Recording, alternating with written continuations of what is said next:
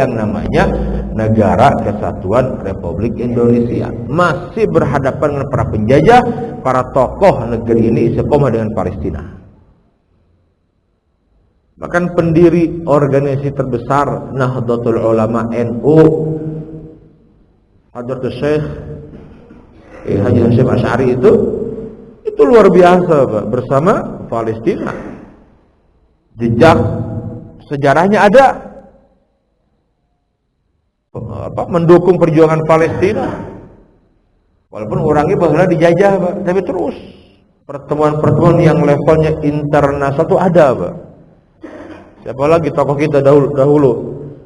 Ada Kiai Ahmad Dahlan, ya, ada Hostokro Aminoto, Kiai Haji Agus Salim, Buya Hamka, semua, Pak.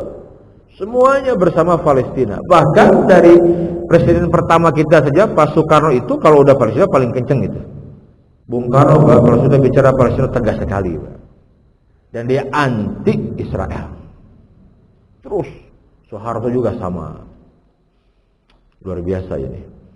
Jadi kalau ada orang-orang yang seperti ini orang-orang yang akan menjadi sampah peradaban, Pak. Dengan gaya bicara ingin menormalisasi hubungan diplomatik Israel Indonesia. Wah, ini sudah kejauhan. Ulinatnya kejauhan, Pak. Jauh teuing. Ya. Nah, ini jelas musibah besar, betul tidak? Di saat orang sedang berduka, Pak, itu menyakiti umat Islam tidak hanya di negeri kita, sedunia, Pak. Terus orang ini siapa? Nggak dikenal. Ini kenal tuh Bapak sebelumnya. Apa sahaya tuh? Berolon ya, Pak, anak muda. Tapi kan nggak mungkin diundang lamun atas nama lembaga besar, betul tidak? Nah, ini banyak oknum ini yang menjadi musibah gitu ya. Ini ujian, Pak. Maka berbahagialah Bapak Ibu kalau masih ada kesungguhan untuk membersamai perjuangan mereka, walaupun dengan doa, sebatas doa gitu ya, doa terus. Ya karena kan kita nggak bisa menutup diri, Pak. Ada orang bisa ningali langsung sekarang, betul tidak? Atau sing saliwer di handphone tegeninya, mungkin di grup-grup WA ada, Pak. Udah. Apa kita nggak ditanya kita. Maka tadi saya awali dengan hadis tentang kucing tuh. Sahih. Kucing wae di kerem tadi bere makan, gak dikasih minum, sampai mati kelaparan, kehausan. Berat di sisi Allah di akhirat. Ini muslimin, Pak, mukminin, innamal mu'minuna ikhwah. Sungguhnya orang-orang beriman itu bersaudara. Masalul mu'minin, perumpamaan orang-orang mukmin itu fitawadihim wa ta'atufihim wa tarahumihim masalul jasad, dalam hal saling mencintai, menyayangi, mengasihi, itu laksana satu tubuh.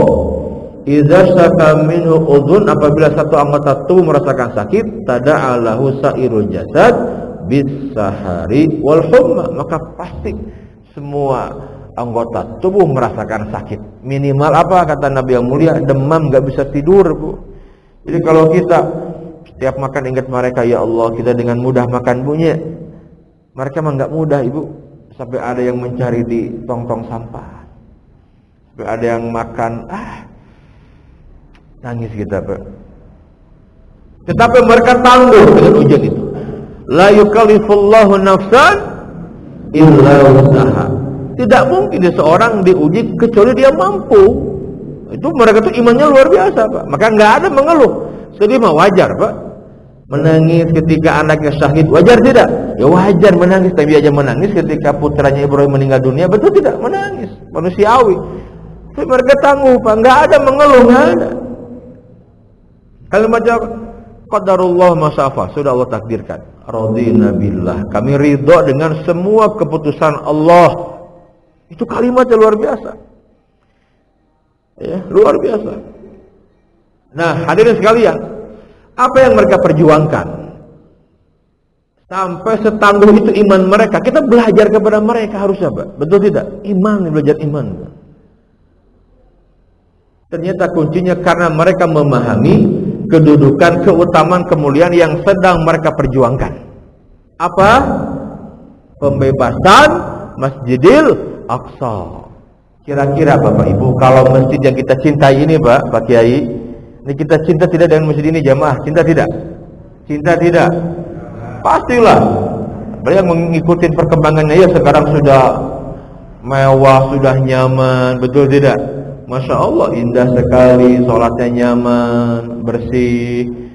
Dibanding sebelumnya kan, ini sudah ada renovasi luar biasa. Kita bangga sekali Pak, betul tidak? Tiba-tiba ada orang ya yang kemudian mengambil alih masjid ini. Jangan orang kafir lah, yang jelas ini orang, masih orang Islam yang tidak kita kenal ngambil alih ini Pak. Ini siapa gitu kan? Kita dibatasi, nggak boleh sembarangan masuk masjid ini. Marah tidak kita? Marah tidak, terbiarkan. Kamu orang kafir datang Pak, ngelarang jangan kamu sholat di masjid ini. Kira-kira bagaimana? Amang nggak wasok cina canak Pak, orang nyendai Pak. Saya yakin Pak, nggak akan dibiarkan, betul tidak? Terdepan. Kalau perlu nyawa pun kita pertaruhkan. Ini kehormatan. Ini masjid ini, betul tidak? Ini masjid nih. Yang ibadah di masjid ini dengan masjid dimanapun sama, kecuali di Masjidil Haram, Masjid Nabawi, dan Masjidil Aqsa. Nah, Masjidil Aqsa seperti itu sekarang kondisinya. Jadi kalau kita tidak marah itu memang keterlaluan gitu.